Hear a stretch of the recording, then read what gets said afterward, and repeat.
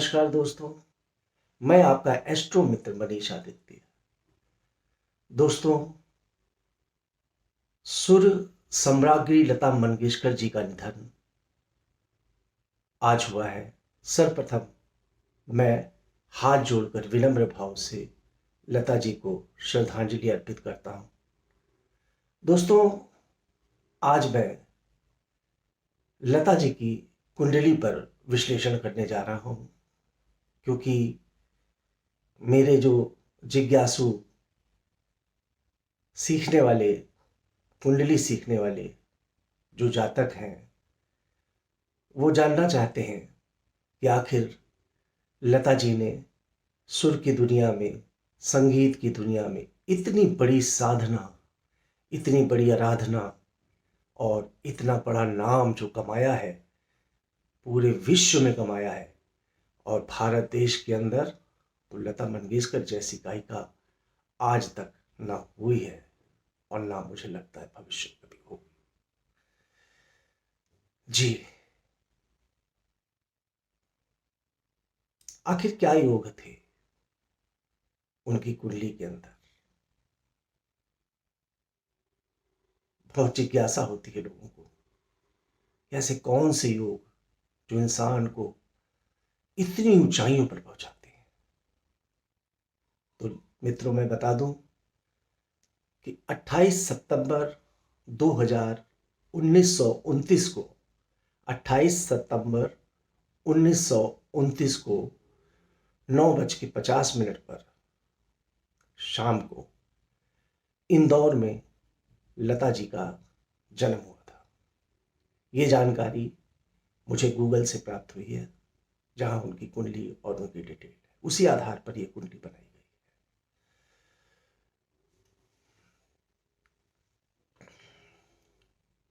लता जी की कुंडली को खोल लेता हूं। मेरे समक्ष लता जी की कुंडली है और ये कुंडली मित्रों वृष लग्न की कुंडली है। वृष लग्न का जो स्वामी होता है, आप देखिएगा कि एस्ट्रोलॉजर जो बताता है, अगर सही एस्ट्रोलॉजर है, जो वास्तविकता में गणना करना जानता है, जो भी बताता है बिल्कुल 100% आप किसी भी कुंडली के अध्ययन पर जब देखेंगे 100% सही होता है। लता जी की कुंडली पर अब जब आपको मैं बताऊंगा तो आप खुद महसूस करेंगे, क्योंकि आप में से बहुत से लोग जानकार हैं और सीखते आए हैं, वो भी समझ जाएंगे कि मैं क्या बताना चाह रहा हूँ। वृष राशि, अब वृष राशि लग्न है, लग्न में वृष राशि अर्थात शुक्र की राशि वृष, और वहीं पर लग्न में ही देवगुरु बृहस्पति बैठे हुए। सबसे पहले लग्न पे चिंतन कर लेते हैं। वृष लग्न, शुक्र की राशि और देवगुरु बृहस्पति का वहां लग्न में विराजमान होना, केंद्र भाव में जब भी देवगुरु बृहस्पति बैठते हैं तो वो व्यक्ति को अपार प्रसिद्धि तो देते ही हैं, साथ साथ लता जी का व्यक्तित्व देखिए, कितना सात्विक, कितना धार्मिक, कितना मनोहारी। एक ऐसा व्यक्तित्व जो बृहस्पति का भी का ही हो सकता है, केवल वैसा व्यक्तित्व, क्योंकि लग्न में बृहस्पति बैठे हुए हैं तो उनके पूरे पर्सनालिटी से आप देखिएगा, जैसे देवी का एक होता है, हम लोग देवी की तरह, पूर्व प्रधानमंत्री नेहरू जी से लेकर, इंदिरा जी से लेकर आज के प्रधानमंत्री तक, बड़े बड़े नेताओं तक, हर व्यक्ति तक, कोई भी हो, लता जी को देवी की तरह ही पूजता था। उनकी उनको सरस्वती की, माँ सरस्वती से उनकी तुलना की जाती थी और की जाती रहेगी, क्योंकि ऐसी पर्सनालिटी कभी भी मृत्यु नहीं होती, ये अमर हो जाते हैं, क्योंकि इनके गीत इतने हैं कि सदियों सदियों तक ये गीत इनको हमेशा अमर रखेंगे। तो आइए आगे चिंतन करते हैं। लग्न में ही बृहस्पति हैं। अब लग्नेश की स्थिति देख लेते हैं। मित्रों, लग्नेश जैसा कि मैंने पहले भी वीडियो रिकॉर्ड करे हैं कि अगर कोई फिल्म इंडस्ट्री या मीडिया लाइन में जाना चाहता है तो उसका क्या होता है, मेरे वीडियो आप यूट्यूब पे सुनिएगा, मैंने उसमें बताया था। आप ध्यान से उस वीडियो को पुनः सुन लीजिएगा। लग्न शुक्र का है और लग्नेश चतुर्थ भाव में, मतलब केंद्र भाव में ही बैठे हैं। अब किसके साथ बैठे हुए हैं? यहां पर शुक्र केंद्र भाव में चतुर्थ स्थान पर बैठा हुआ है। अब आप समझ सकते हैं कि अगर लग्न का स्वामी केंद्र में बैठा है, चतुर्थ स्थान पर बैठा है, जहां से वो दसम स्थान को पूर्ण दृष्टि से देख रहा है, तो इनका पूरा जीवन, पूरा कार्य क्षेत्र ही संगीत, स्वर, मीडिया, इन सब चीज़ों से ही रिलेटेड रहेगा। फिल्म इंडस्ट्री और कर्म भी रहेगा। जो भी इनके पास धन संपत्ति अर्जित करेंगी वो भी सब मीडिया लाइन से ही, मीडिया लाइन में ही की हुई मेहनत परिश्रम के आधार पर ही इन्होंने प्राप्त करेंगी, क्योंकि लग्नेश शुक्र है और शुक्र जो है वो फिल्म इंडस्ट्री, मीडिया, संगीत का, गायन का, अध्ययन नृत्य का, इन सब का कारक ग्रह है। और चौथे स्थान पर माता सुख के स्थान पर बैठकर 10वें भाव अर्थात कर्म भाव को देख रहा है, जो उनके कार्य को भी ऊंचाई देगा। साथ साथ चौथे स्थान पर बैठा है, यहाँ पर इनकी बहुत ज़्यादा लोग पसंद करेंगे। देखिए, जनता का स्थान होता है, पॉपुलरिटी का, तो यहाँ पर लग्नेश शुक्र बैठ गए हैं केंद्र भाव में, चतुर्थ भाव। अभी मैं सिर्फ केंद्र भाव के ही दो ग्रहों का चिंतन कर लेता हूं, क्योंकि एक देवगुरु बृहस्पति है और दूसरे दैत्य गुरु शुक्र है। दोनों ही केंद्र भाव में बैठे हैं। मित्रों, ये एक बहुत ही बड़ा राजयोग होता है, उसका नाम है गंधर्व राजयोग। केंद्र में ही अगर दोनों ही देवगुरु बृहस्पति और शुक्र देव बैठते हैं, विराजमान होते हैं, किसी भी खाने में हो जाए, प्रथम में हो, चतुर्थ में हो, दसम में हो, सप्तम में हो, तो ये योग बनाते हैं। तो लता जी की कुंडली में गंधर्व योग बना हुआ है पहले केंद्र में। अब आते हैं आगे, लता जी के पराक्रम भाव तृतीय स्थान पर। वृष राशि तो है ही है, और कर्क राशि में जो पराक्रम भाव भी है और साथ साथ इनके भाई बहनों का भाव भी है, वहां पर चंद्रमा सौग्रही बैठे हुए। मैं आपको पहले भी बताता रहा हूं कि पराक्रम भाव पर एक तो चंद्रमा, वो भी सौग्रही कर्क राशि का, इसलिए उनका जो व्यक्तित्व है बहुत ही ज़्यादा संवेदनशील, बहुत ज़्यादा भावुक रहा। क्योंकि कर्क राशि में चंद्रमा जब भी होते हैं, सौग्रही होते हैं, तो इंसान को बहुत इमोशनल, बहुत भावुक बनाते हैं। साथ ही साथ भाई बहन का स्थान है, तो इनके घर में जो भी भाई बहन और इनका है, उन सबकी जिम्मेदारी लता मंगेशकर जी पर ही रही होगी। इनके पिता की मृत्यु के बाद भाई बहनों का पालन पोषण किया। खुद की संतान नहीं हुई, परंतु भाई बहनों को भी अपने संतान की तरह इन्होंने प्रेम किया। और सभी भाई बहन फिल्म इंडस्ट्री में, संगीत की दुनिया में, अलग अलग क्षेत्रों में बहुत ऊंचाइयों पर गए। जैसा आप जानते होंगे, चाहे आशा भोसले जी हों, चाहे उनकी और बहनें हों, सब बहुत ऊंचाइयों पर गई। वो सारा प्रयास, मेहनत लता मंगेशकर जी का त्याग और बलिदान था, जो उन्होंने भाई बहनों के लिए किया। तो यहाँ पर चूंकि कर्क राशि का चंद्रमा बैठा था, और कर्क राशि के चंद्रमा की वजह से लता जी को बहुत मेहनत भी करनी पड़ी होगी, बहुत ही परिश्रम भी करना पड़ा होगा, बहुत साधना करनी पड़ी होगी। और संगीत एक साधना ही तो है, बहुत बड़ी साधना है। मैं लता जी का एक इंटरव्यू सुन रहा था, उसमें उन्होंने बोला कि 70% तो हमें भगवान देते हैं, मतलब जो इंसान को स्वर मिलता है वो देवी कृपा से 70% मिलता है, पर 30% खुद की प्रयास, खुद की मेहनत से ही इंसान प्राप्त कर सकता है। तो मित्रों, अब यहाँ पर आपने देखा कि पराक्रम भाव पर चंद्रमा बैठकर भाग्य के भाव को भी देख रहे हैं। तो चंद्रमा की जो दृष्टि है भाग्य भाव पर, उससे इनके भाग्य को प्रबल बल मिला, क्योंकि कर्क राशि का चंद्रमा था। छोटे भाई बहन इन्होंने भी बहुत देश विदेश में नाम कमाया। अब देखिए यहाँ पर जो पराक्रमेश है, पराक्रम भाव का जो स्वामी है, वो देखिए कहाँ बैठा है। वृष राशि की कुंडली में 2, 3, 4 चंद्रमा सौग्रही बैठा है। अब आते हैं चौथे स्थान पर, चतुर्थ भाव। मैंने बताया। चतुर्थ भाव की स्थिति को मैंने पहले ही क्लियर कर दिया था कि चौथे स्थान पर शुक्र देव बैठे हुए हैं, और दैत्य गुरु शुक्र और केंद्र में ही बैठे हुए बृहस्पति गंधर्व नामक योग बना रहे हैं। और शुक्र ही और चंद्रमा, अगर इंसान की कुंडली में शुक्र चंद्रमा बृहस्पति का अच्छा सामंजस्य बन जाए, बुध का, तो व्यक्ति ऐतिहासिक कला के क्षेत्र में बहुत बहुत तरक्की करने वाला व्यक्ति बन जाता है। मीडिया लाइन में, फिल्म इंडस्ट्री में बहुत नाम कमाता है। आज भी ऐसे आप में से बहुत लोग होंगे जो अभी बनना चाह रहे हैं, मगर देखिए आपकी कुंडली में भी हो सकता है ऐसे योग हो और आप बहुत ऊंचाइयों पर पहुंचे। इसके बाद आगे आते हैं मित्रों।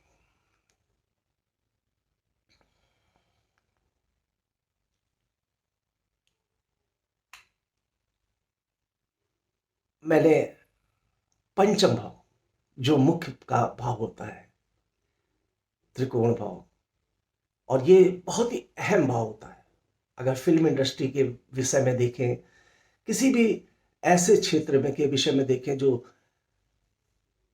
कला से संबंधित क्षेत्र है, तो पंचम भाव का सबसे महत्वपूर्ण रोल होता है। और पंचम भाव पे बैठे हैं सूर्य और बुध। वाह, बुधादित्य योग बन रहा है।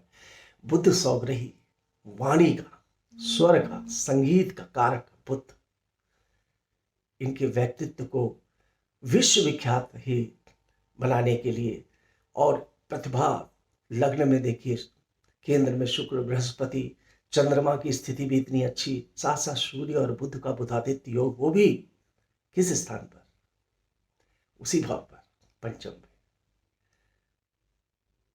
जी, तो अब आप सोच सकते हैं कि कितनी कुंडली, कितनी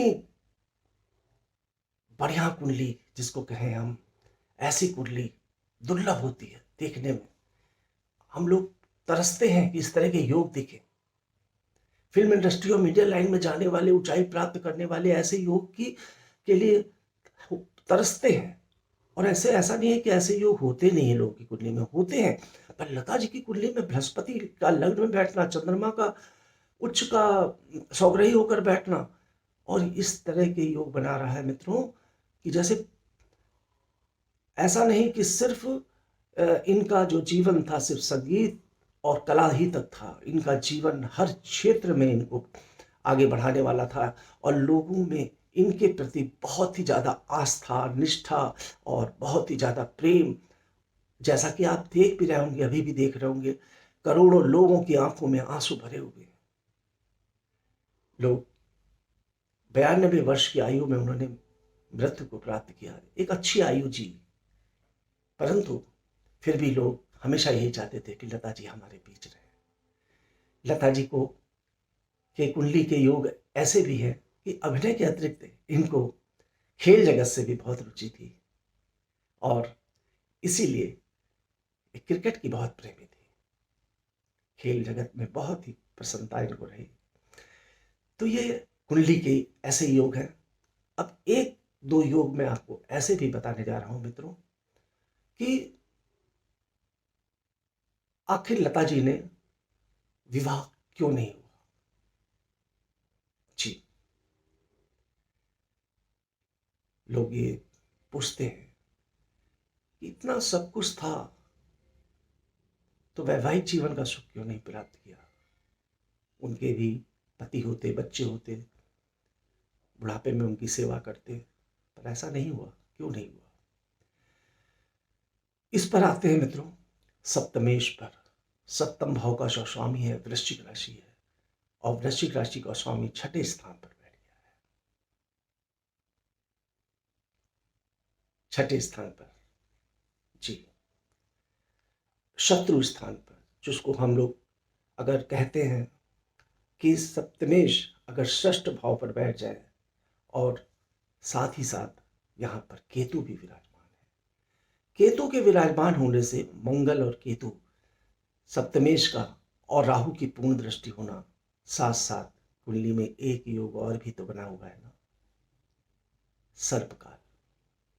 सर्पकाल दोष की कुंडली में के बारे में भी मैंने बहुत ही विश्लेषण किया है। तो मैंने लोगों को बताया कि ऐसा नहीं, इसमें राजयोग नहीं मिलते, बहुत बड़े राजयोग मिलते हैं। मैं कहीं ना कहीं, देखिए मेरा अनुभव है, मेरा अपना अनुभव है, मेरा शोध है, उस आधार पर बता रहा हूँ। मैंने हजारों कुंडलियों में ये देखा कि कहीं ना ऊंचाइयां तो बहुत प्राप्त कर लेते हैं, मगर कहीं ना कहीं एक जगह ऐसी होती है जो उनको जीवन पर्यंत वो चीज नहीं मिल पाती है। वैसे ही लता जी की कुंडली में भी मैं देख रहा हूँ कि उन्हें दाम्पत्य जीवन का, वैवाहिक जीवन का सुख नहीं मिल पाया। और जब दाम्पत्य जीवन का सुख नहीं मिलेगा तो पंचम स्थान भी दूषित होगा, मतलब संतान सुख भी नहीं मिलेगा। उन्होंने अपने भाई बहनों को ही अपनी संतान की तरह पाला, क्योंकि चंद्रमा वहां पर कर्क के थे। मित्रों, एक बात और यहाँ पर कुंडली में लता जी के जो योग बना है वो भी बता देता हूँ कि सूर्य कुंडली से लता जी की जो कुंडली है उसके द्वितीय स्थान पर बुध और केतु बैठे हुए। जी, वाणी के कारक बुध और केतु का मिल बैठना सूर्य कुंडली से तृतीय स्थान पर, वाणी स्थान पर, इनको बहुत बड़ी गायिका, बहुत बड़ा स्वर की मलिका, इतने पुरस्कारों से सम्मानित हुई, भारत रत्न, पद्म भूषण, कितनी हजारों, बाद में लता जी ने तो मना कर दिया, खुद ही मना कर दिया कि मैं अब पुरस्कार नहीं लेना चाहती, मैं चाहती हूँ कि जो नए लोग आ रहे हैं, जो उभरते फनकार आ रहे हैं, उनको पुरस्कारों की प्राप्ति हो। तो ये जो समर्पण है, जो त्याग है, उन्होंने गाना भी कब कर दिया, क्योंकि हर गीत को लोग भागते थे डायरेक्टर प्रोड्यूसर लता जी के पास लेकर कि आप गा दीजिए, आप गा दीजिए। उन्होंने कहा नहीं, अब मैंने बहुत गाया है, कभी कभी गाऊंगी, परंतु नए लोगों को अवसर प्राप्त होना चाहिए। ये प्यार, ये समर्पण, लोगों के लिए त्याग की भावना साक्षात अगर किसी में देखने को मिलती है तो मित्रों, ये लता जी को में ही देखने को मिलती है। लता जी की कुंडली के बारे में मैंने आज आपको बताया। एक योग और भी बता देता हूँ, चूंकि कुंडली का विश्लेषण कर रहा हूं तो कोई भी चीज अधूरी नहीं छोड़ना चाहता। 92 वर्ष की आयु में लता जी की मृत्यु हुई। 92 ईयर अच्छी आयु होती है। हर व्यक्ति चाहता है कि अपना पूरा जीवन मैं जी सकूं, क्योंकि आज के दौर में तो लोग कभी कभी बहुत ही अल्प आयु में भी मृत्यु को प्राप्त हो जाते हैं। जैसे आपने पिछले दिनों सिद्धार्थ शुक्ला का उदाहरण देखा। ऐसा क्यों? शनि अष्टम भाव पर विराजमान है लता जी की कुंडली में, क्योंकि शनि ग्रह छूट रहा था, उसके बारे में ही बताना बहुत आवश्यक है। अष्टम स्थान मृत्यु का स्थान होता है, और अष्टम भाव पर शनि विराजमान होकर लता जी को एक अच्छी आयु उन्होंने प्रदान की, और एक अच्छा जीवन जीने के बाद स्वर कोकिला लता जी का देहांत हुआ है। हम सभी लोग हाथ जोड़कर विनम्र भाव से उनको श्रद्धांजलि देते हैं, और जीवन पर्यंत लता जी को स्मरण में रखेंगे। उनकी कई पुश्तें हमारी युगों युगों तक लता जी का संगीत, उनका स्वर, उनकी आवाज, उनकी अंदर के जो गुण थे, टैलेंट थे, वो हमारा मनोबल ऐसे ही बढ़ाते रहेंगे। इसी भावना के साथ इस वीडियो को मैं यहीं खत्म समाप्त कर रहा हूँ।